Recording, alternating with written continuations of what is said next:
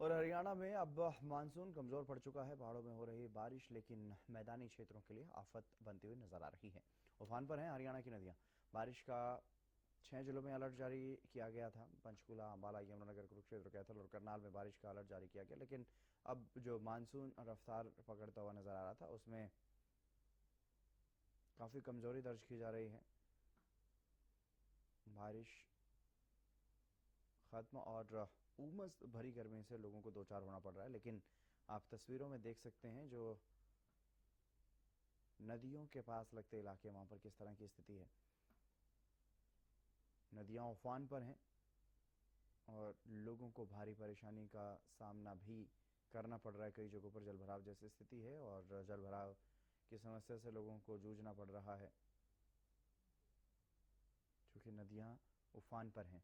चाहे वो गंगा नदी की बात करें या फिर यमुना नदी की बात करें या बरसाती जो नदियां हैं उनकी बात करें, जैसे टांगरी और नदी है वो भी उफान पर है। इसी तरह से जो निचले इलाकों में रहने वाले लोग हैं उनकी चिंताएं फिलहाल बढ़ती हुई नजर आ रही हैं क्योंकि पहाड़ों पर बारिश का दौर जारी है और पानी नदियों में बह करके मैदानी क्षेत्रों में पहुंच रहा है। नदियां उफान पर हैं।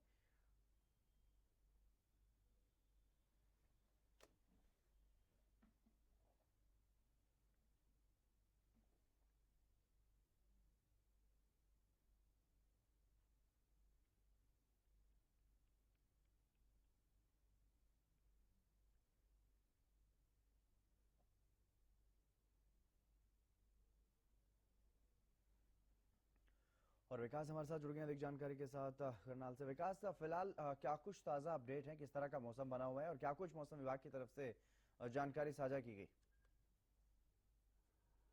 बिल्कुल हितेंद्र, मैं आपको जानकारी दूं, करनाल में मौसम पूरी तरह से सक्रिय है और कहीं ना कहीं आंशिक रूप से बादल छाए हुए हैं। और लगातार जिस प्रकार से भीषण गर्मी का प्रकोप पड़ रहा था, कहीं ना कहीं उस करनाल की जनता को उससे तो राहत तो मिली है। मगर जिस तरीके से बारिश लगातार होने के जुलाई महीने के शुरुआत में देखने को मिली, मगर 2 दिन से जिस प्रकार से बारिश नहीं हो रही, मगर फिर भी आंशिक रूप से बादल छाए और गमस जैसी गर्मी महसूस हो रही है।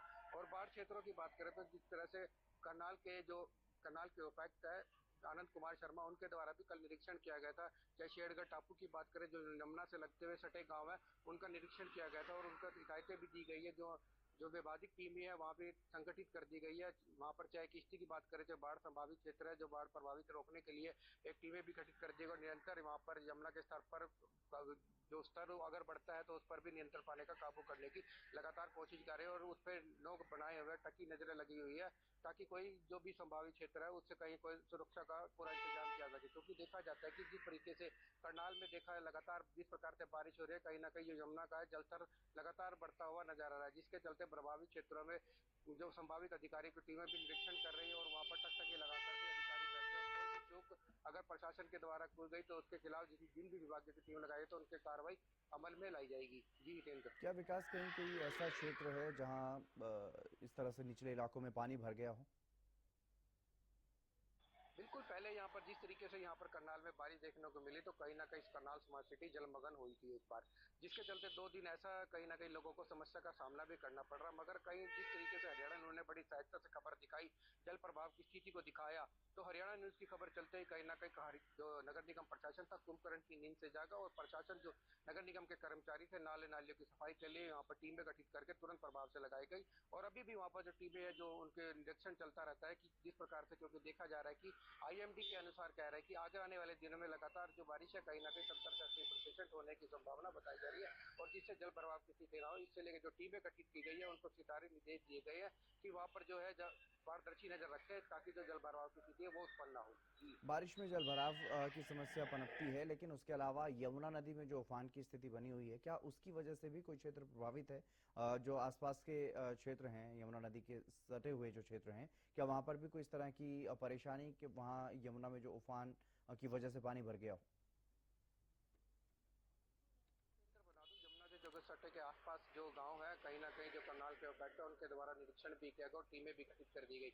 मगर अभी जो यमुना का जलस्तर है अभी जो सामान्य तक है, लगभग सामान्य ही है हम्म। क्योंकि देखा जा रहा है। मगर फिर भी उससे निपटने के लिए जो विभागीय टीम यहाँ पर निर्धारित की गई है और सर्विलेंस टीमें लगा दी गई है कि उनको स्पेशल निर्देश दिए गए हैं कि लोगों को जागरूक भी करना और जो संभावित जहाँ पर बाढ़ वाले क्षेत्र है उनसे दूर रहे, वहां से आना जाना बिल्कुल बंद करें। क्योंकि देखा जाता है कि जिस तरीके से बरसात हो रहे हैं, कहीं ना कहीं यमुना का जलस्तर हर साल की तरह बढ़ता है। तो इस साल भी कहीं ना कोई उम्मीद है कि जिस तरीके से बारिश देखने को मिली यहाँ पर करनाल में, एक हफ्ते की जो करनाल स्मार्ट सिटी में पानी भरा, कहीं ना कहीं जल स्तर का उबाव भी हो सकता है। इसके चलते जिला प्रशासन पूरी तरह से अलर्ट मोड पर है और अपनी जो लोग पूरी तरह से तेज पैनी नजर रखे हुए हैं।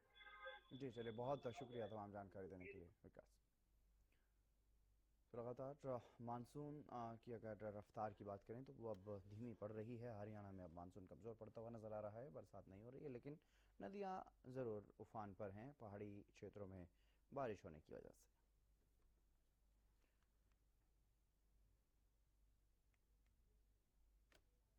अक्षय यादव हमारे साथ जुड़ गए हैं अधिक जानकारी के साथ। अक्षय, फिलहाल मानसून को लेकर के, मौसम को लेकर के क्या कुछ अपडेट?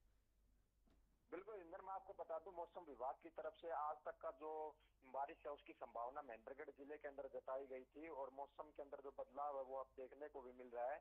अभी की अगर बात की जाए तो बादल है वो महेंद्रगढ़ जिले के अंदर छाए हुए हैं और आगामी समय की अगर बात की जाए तो एक सप्ताह के अंदर जो कम बारिश की संभावना है वो मौसम विभाग के आगामी समय के अंदर जताई गई है। ऐसे में जो विधायक महेंद्रगढ़ के द्वारा भी कल महेंद्रगढ़ के तमाम उन स्थानों का निरीक्षण किया था जहां पर जल भराव की जो समस्या उसका सामना करना पड़ रहा है। अधिकारियों को निर्देश दिए गए थे कि तमाम उन जगहों के ऊपर जो साफ सफाई और नालों की जो व्यवस्था है उसको व्यवस्थित किया जाए ताकि जो जल भराव की समस्या उसका सामना शहरवासियों को फिर से ना करना पड़े। अब देखना होगा कि कितना क्या असर जो जिला प्रशासन विधायक के आदेशों की पालना कर पाता है और कितने की जो समस्या उससे निजात जो आमजन है उसको मिल पाती है। लेकिन इससे पहले भी महेंद्रगढ़ एसडीएम और तमाम प्रशासनिक अधिकारियों के द्वारा 15 दिन पहले शहर के अंदर निरीक्षण किया गया था, लेकिन उसका कोई खास असर वो शहर के अंदर नहीं देखने को मिला। और मानसून की जो ये बारिश शुरुआती दौर के अंदर हुई है इसके अंदर शहर के कई इलाकों के अंदर जो जल भराव की स्थिति वो देखने को मिली है। और फिर से जो मौसम विभाग की तरफ से जो एडवाइजरी जारी हुई उसमें एक हफ्ते तक का जो कम बारिश की जो संभावना हालांकि वो जरूर जताई गई। तो ऐसे में जो जिला प्रशासन के पास समय है कि वो जितनी भी व्यवस्थाएं लोगों को जहाँ परेशानी का सामना करना पड़ रहा है वहाँ अपनी व्यवस्थाएं बनाए, लेकिन किस प्रकार की व्यवस्था बनती है तो आने वाले समय के अंदर ये पता लगेगा। जी जी चलिए, बहुत शुक्रिया तमाम जानकारी देने के लिए अक्षय।